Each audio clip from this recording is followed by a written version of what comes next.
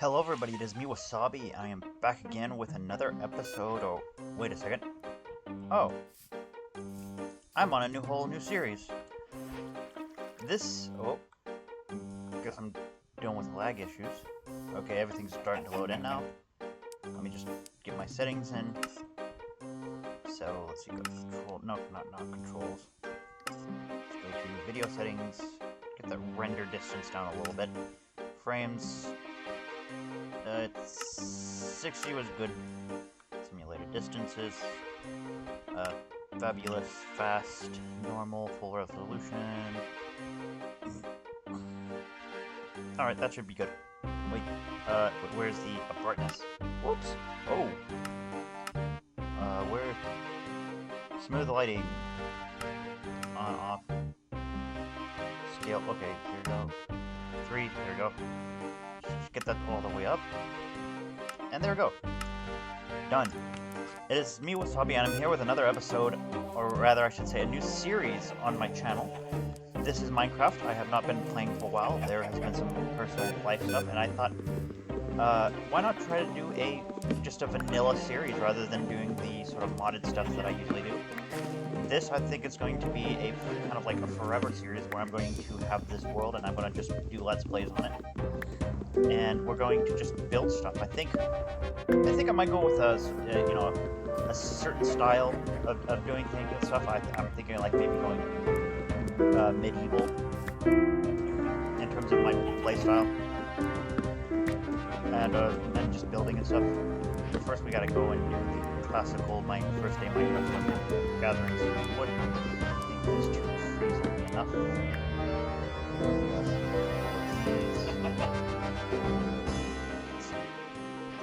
There, get some sticks. Another log out here so we can get ourselves a pickaxe. Let's get a good read on the area. Let's see, is there an area I can get up high bit? Maybe up here a bit. Let's take a bit of a dive. I have not checked the seeds or anything. I don't know. This is me starting out completely on the latest version of Minecraft. Immediately, I'm kind of noticing like there's some slight differences with my bubbles. That look pretty cool. I have not been paying attention to a lot of the updates. I don't know too much about like a lot of the newer stuff. I know like from just kind of messing around on sort of player worlds. This looks pretty nice. Like playing on like version like 1.18, 1.20 and stuff. Some of the new stuff, but I know that there's like a pale garden and there's like some new biomes and stuff. I usually play on 1.12 because the Bone Fossils and Archaeology mod isn't updated. Speaking of which, that is going to be I'm going to restart that whole series. I'll probably talk about it when I do so. Let's see, get up here. Chunk distance is too low. Maybe I can get that up a little bit. Back up to 12, maybe? That might work. Okay, so it looks like that was like a little, almost island over there, so I guess we'll come over here and some mountains, some caves. Yeah, I think I should need to plop down and get myself some basic stone tools. Oh, technically. Where do I want to set my thing down?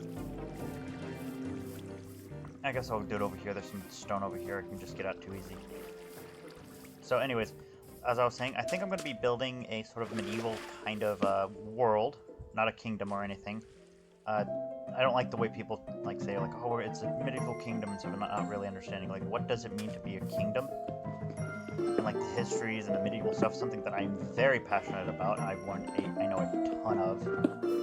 Let's get these over here. Because, for example, a kingdom, usually a lot of people think is like they need a king. And it's like, okay, that makes some understanding, but the thing is that there have been kingdoms before that don't have a king. They have like for example, a lot of the Muslim rulers would have like sultanates. When like, oh, that's just functional king.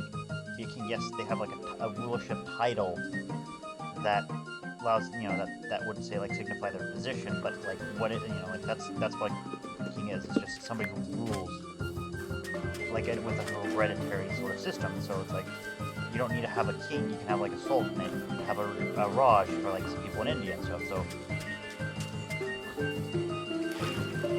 and even there, and not only that, a king is not like absolute in terms of their authority either. I'm going on and stuff like this. At this point, let's get this tree chopped down and get some more wood. A lot of the Western civilization and stuff that we. Oh, that's right. I stripped the log. I accidentally stripped the log. Okay. I forgot that I wasn't even after. Okay, it's just deteriorating. Get sapling.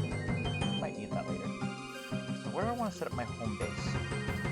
As I was saying, a lot of the kingdoms and stuff had like in Europe had parliaments that basically the king had to like cater to be able to get what to do what he wanted.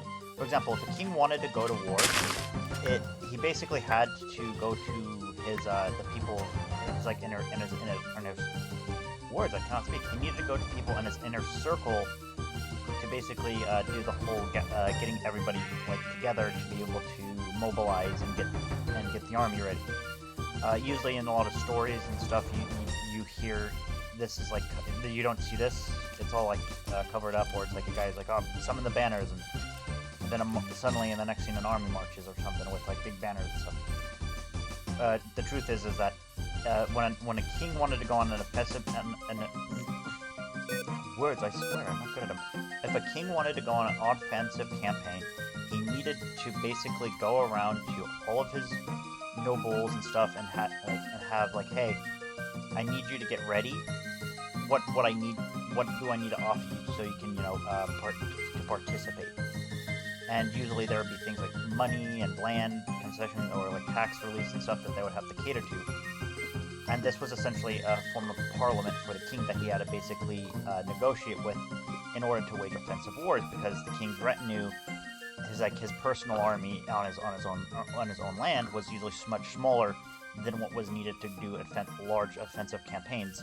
It wasn't until the later medieval period where urbanization and basically cannons that allowed kings to have bigger armies.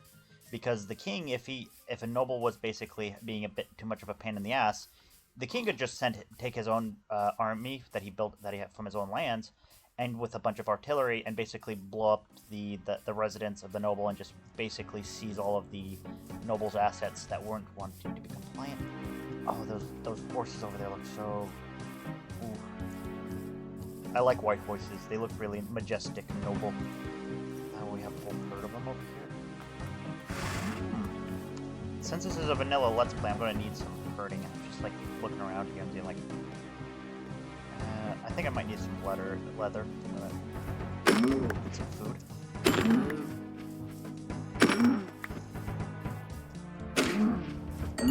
Unlike say in systems before the medieval period. Oh, here we have some copper. I don't know if I need copper at the moment. I might get that later. Because I don't think we have... Oh, that's right, I don't have JEI. This is completely vanilla. I don't have any kind of mods installed, not even just enough items. So look, I might have to figure out what I can... Let's see. This area isn't too bad. It doesn't look great. It's got a lot of stone. Probably be able to do some surface quarrying. This stuff here. But as I was saying and stuff, when it comes to the nobility, the king and stuff, and you can see this throughout like a lot of documentation of like the king. He had like a court that he had to basically cater to be able to instill like some of the stuff he wanted, because again, a king needed people to help him get stuff done. And if he wanted to fight, he had to basically cater to his warrior class. Which, if you were to find in, say, like the more Muslim or Indian area, like I was saying, like the Sultanates or the Rajas, that wasn't nearly the case. And this has to do with partially geography and culture. You see, the Western civilization, the Western world if you're from like Europe or America, it's based off of their Germanic civilization. A lot of people think like, no, it's Greece, it's Roman and stuff. It's like, no, we give them way too much credit for who we are, while not looking at actually who we are. I know I've just enraged some of the people from that comment. Like, yes, Greece was at the forefront of democracy. It was cutting edge. It didn't invent the idea of democracy, Like the idea of giving equal say to a group of people on decision making, which is kind of what democracy is, wasn't invented by Greece, but they were so cutting edge on its understanding, its theory, and development that yeah, you can say that. And they did, and the Greece definitely did do something that nobody else really did out at the time, and that was apply reason to the world around them. Not necessarily logic. There's a lot of like logic being applied as well, but reason. It's like if you see something fall down, there's got to be a force being applied to it that pulls it down. Or the idea of like, hey, things, let me think of it. Basically, if you observe something in the natural world, there's got to be a reason behind it. Like that's what I'm saying. Like the idea of applying reason to the world, and usually a lot of people think like supernatural. Like at the time, would believe that things were governed by like the gods and supernatural forces, or like the stars and stuff. But Greece really kind of sat down and been like, hey, there might be something behind this that isn't supernatural in nature. Oh, we have a cherry forest up here. So they definitely, the Greece is, we should applaud them for applying reason to the world around us, and if it wasn't for them applying, developing that, the Christian monks of the medieval period wouldn't have been able to apply humility to reason to develop the scientific method. Because unfortunately, a lot of the Greeks, as advanced as they were kind of also not as innovative, or rather, they did invent stuff, but they didn't adopt a lot of the stuff that they invented, simply due to the fact that I'm gonna stop here for the night and just make myself a little comfortable. It was somewhat seen as like unimportant, as well as in some places unmanly to invent stuff. Like if you for example, there was a steam engine invented in Greece, in ancient Greece, but they didn't have the Industrial Revolution. Let's see, we got a cubby hole. I'm gonna be a bit risky and just see if I can stick out here, and I'm seeing if I can find any sheep nearby. I can get more cows. Oh, I'm almost out of food. Get these cows. Hopefully get back to So basically, the ancient Greece did develop reason in applying it to the world, but it was the later Greek, the Germanic peoples and stuff in the medieval period. Because again, it's very evident to me that the Western world is a Germanic peoples and cultures, and the Germanic peoples also did have democracy. But unlike the Greeks, they didn't exactly apply reason to the world around them. So again, up until the medieval period, where they basically started to do so, because this is the one fun fact that I I love when it comes to history, is simply due to the fact that the Roman Church, the Roman Catholic Church, was trying to.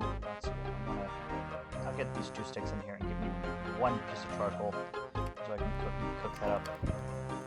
Was trying to keep a lot of the Roman institutions going after the fall of the Western Roman Empire, and they were successful in northern Italy with the Germanic tribes when who were they? The Lombards. When the Lombards went into North Italy, and created the Kingdom of the Lombardy, they kept a lot of the Roman institutions with the aid of the Catholic Church at the time. And it wasn't until the Byzantines, or the Eastern Roman Empire, invaded the Italian peninsula that a lot of those institutions were destroyed in the warfare between the Byzantines and the Germanic tribes and the kingdoms being established. And that was like super early in the medieval period. We're talking like 600, 800 AD. So the period a lot of scholars call the Dark Ages is what I'm referring to as the Roman Catholic Church wanted to keep the Roman institutions going. They did so in North Italy, where they were the closest and the most established, because unfortunately the Catholic Church was for the longest time was heavily exploited by the remaining families from the old Roman Empire, like the rich families and stuff that's kind of stuck around, for like centuries, and it wasn't until they basically left Italy into France under the reign of Charlemagne did they get a lot of power. Basically, Charlemagne made the Roman Catholic Church the powerhouse institution that it is today, or it was during the medieval period, because he gave a lot of power to the churches that were outside of the Italian family's control. Now, I've been wanting to read more about this. Like what I've been telling you guys, I've kind of gotten from some of the articles and some of the books that I've read. Finding good history books on this stuff is kind of difficult. So I might be off on it, but it's like my sources on this are a little bit off if that's the case, because I'm just reading it and I'm just like citing the stuff that I've read. And then I got some raw pork chocks. I got some raw beef. Only 2 pieces of leather, really. I was hoping to maybe make myself a bit of leather gear before, but I guess not. Actually, I'll take one of these and I will get myself some stick. Get myself a few torches. Light up the outside, light up here. It's just a temporary cubbyhole. Talking about the medieval period. Alrighty, so what else do I want to do? It's just so dark. It's going to be dark for a little while. I guess I'll come back when it's daytime. Alrighty, I am back. As you guys can see, that we are in a completely different area. I did take a little peek outside of the cubbyhole, and I found it being a bit risky, just kind of bored. And I did see the tops of this little church from a little over there, like just on top of there. I saw this, and I was like, oh, a village! And so, I think the moon's going down, the sun is going to be rising. Yep, on that direction. We managed to find very close to where we kind of started. A nice village, and I think we might sit up here for a little bit, maybe for an episode. I do want to move on eventually because it's not exactly the best place to build. I'm looking for a specific area I want it to be kind of flat land next to a forest or wood, because I do have some rules that I'm going to be instilling into the series. Let's see, let's get us some food. Oh, saddle, that would be lovely. I might actually go back to some of those horses now. About getting the best one. I don't exactly have the best measurement to see if I have the most OP. Get myself some seeds. Potatoes, carrots. That's what I want more. Potato, carrot, maybe some. Let's see. Let's come over here. I'm gonna nab his bed. I know. I'm cruel. I'm a thief. Oh, woe is me, woe is me. I got plenty of food. No, I'm just here to take out some of the stuff out of the chest at this point. But I think, cartography table? Ooh, this might be a little bit useful in the future. Sure. Yeah, I might use that near the future. But I guess I'm gonna use the saddle. I got some gear, not the best, but it is something. I'm at least able to cover up my toes and my pants. Got my stuff covered up. Let's see. Oh, there's a little cave over here. Maybe tempting. I'm gonna go back over to that area where I saw the white horses, but I'm gonna take a roundabout route because I want to see this tree. Oh, it's a little tiny grove. What is it, like a cherry blossom biome? With only it is so tiny. Look, this is the whole thing. It's just the one lone like cherry blossom tree, just out here in the middle of nowhere. I'm not gonna chop this one down. I would love to get myself a sapling, but it's so majestic being by itself and just a tiny little grove. It's so cute. It's so amazing. Oh, it extends a little bit out here, so it's not that tiny. So let's see. They were somewhere over this area. Yeah, we have the pillager outpost over there. So I'm gonna be tempted to get some stuff here soon. Iron. I need iron. Some copper might do. I actually might do it for copper. As for my later rant earlier,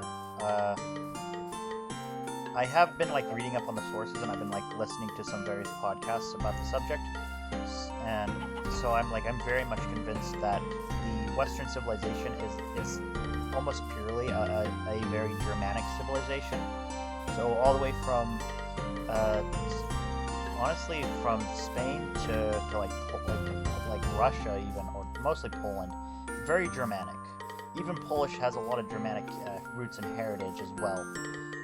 And you could even kind of push that into like the Russians and stuff. Like the Slavs, I've heard somewhere that they are somewhat genetically similar to Germanic peoples, but they are slightly a different civilization.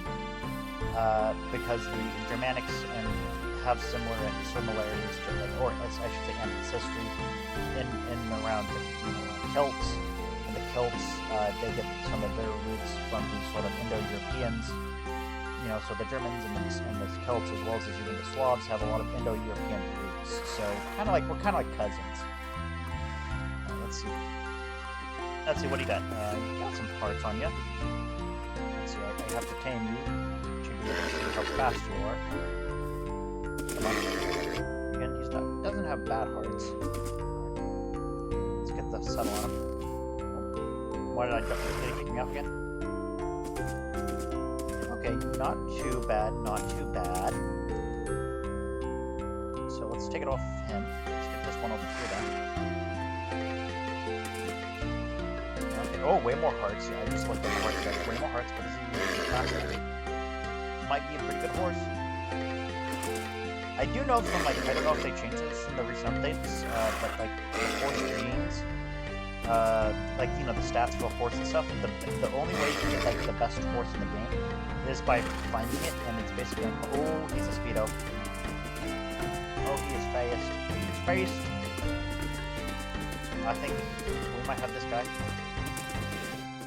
Yeah, definitely, unless, of course, one of these guys are so much faster.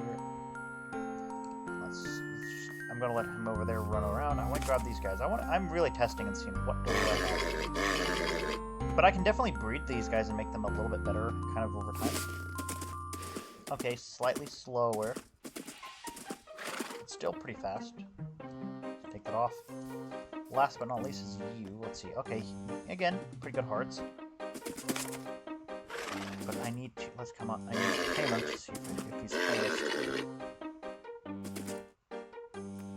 Because we're gonna go do some exploring, and I need a fast horse. Come on. I know you want to be my best friend. I know you want to be my best friend. Come on.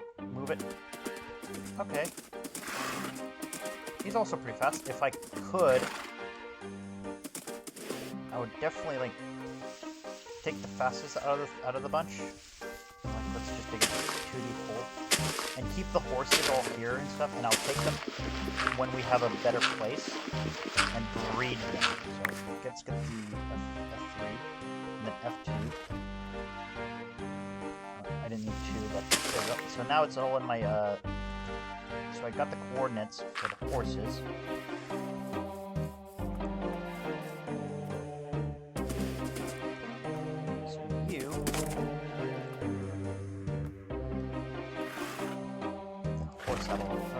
And this guy over here, I think it is. So let's settle on him. Was it this guy?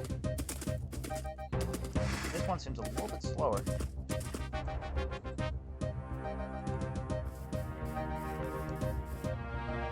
Either way, I think okay, I think this one was a speed guy. Until I can get some equipment to basically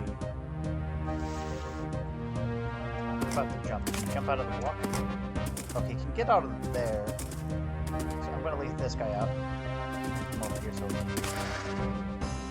get off of him. Let's get this guy. I'm starting to notice subtle pattern differences on the horses though. So they're probably as we breed them, they're probably going to get some pretty different genetics. There. Where's the last horse? Over here, though. Nice, last majestic white. There's one up over there. This one got a little bit more gray on him. So he's not they're not pure white. They got gray tinges. So I don't know how this is changing with the genetics and stuff like that. Let's get this guy back in the hole. one I want.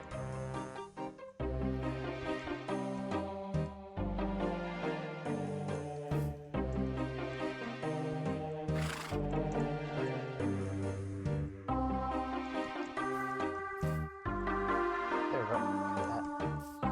So where's that other guy? That's okay over here. Yeah, I see this. Look at the patterns on them. This guy's got little dots. So let's see. I don't know if he was the fastest, but he is definitely fast. So we're going to use this horse, move around and see where we got around. This area doesn't look too bad. It's very mountainous and hilly, so I don't like that. Let's go in the direction of the pillager outpost. I don't want to really explore it just yet because I got no armor on. Stay away from holes like that. That would be disastrous. Pillager outpost right here. Some of them are spawning in. Let's see. What do we got around here?